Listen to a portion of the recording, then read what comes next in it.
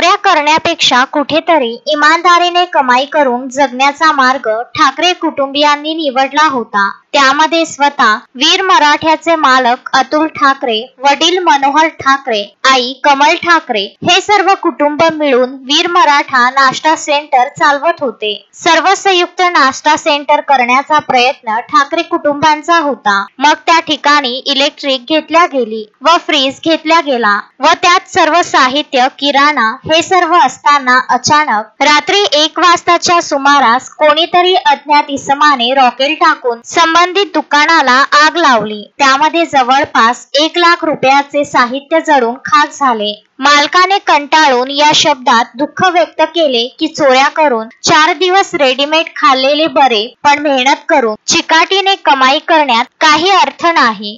Gajanan Deshmukh, Vidarbha news, Daryapur.